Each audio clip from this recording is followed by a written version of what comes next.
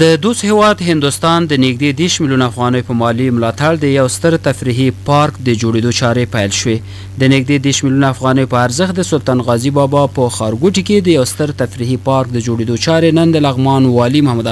ننګ، د مهترلام ښاروال انجنیر نظیف الله الکوزي، د ولایتي شورا د مرستیال حاجي عبدالعزیز، د ولایت د مستوفي وحید میاخیل او د یو شمیر چارواکو او مشرانو په لاسونو د بنسټ ډبرې په ایښودو سره رسما پیل شوې. دغه تفریحي پارک چې د مهترلام ښاروالۍ لخوا د دوست هېواد هندوستان په مالي لګښت په 15 جریبه مځکه کې جوړیږي. کوچني ورزشي بیلابیل لوبغالي، کافي شاپ، پارکینګ، اداري دفتر، شنې ساحې او نو ټول ضروري ملحقات به ولري چې د جوړېدو چارې به یې د یو کال په موده کې بشپړې او ګټې اخیستنې ته به وسپارل شي. کله چې یادوو چې تفریحي پارک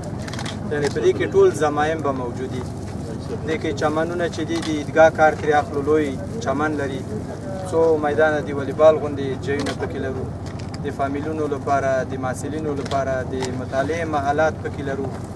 بیا څنګ ته د دې خواته رکن فرهنګي لرو. لغمان والي محمد ننګ د بنسټ ډبرې د ایښودو پر مهال د دوست هېواد هندوستان له هر اړخیزو مرستو او همکاریو د مننې ترڅنګ وویل چې د لغمان د انکشاف او آبادۍ لپاره یې بېلابېلې برنامې او پروګرامونه تر کار لاندې دي چې د ولسونو په ملاتړ به یې تطبیق او عملي کوي. ښاغلي ننګ مهترلام ښاروال او دغه راز د سکتوري ریاستونو مسؤلینو ته په خپلو خبرو کې سپارښتنه وکړه څو د انکشافي پروژو د تطبیق پر مهال معیار، د کار کیفیت او د پروژو د کارونو د پر وخت سرته رسیدو په برخه کې ډیر جدي واوسي او له خپلو پروژو وخت په وخت په کلکه نظارت او څارنه وکړي. مهترلام ښاروال انجنیر نظیف الله الکوزي هم د خپلو خبرو پر مهال د ښار په پاک ساتلو او دغه راز د غصب په مخنیوي کې د ولسونو همکاري جدي وګڼله او په ښاریانو یې غږ وکړ چې په یادو برخو کې د مهترلام ښاروالۍ خپله همکاري دریغ نه کړي.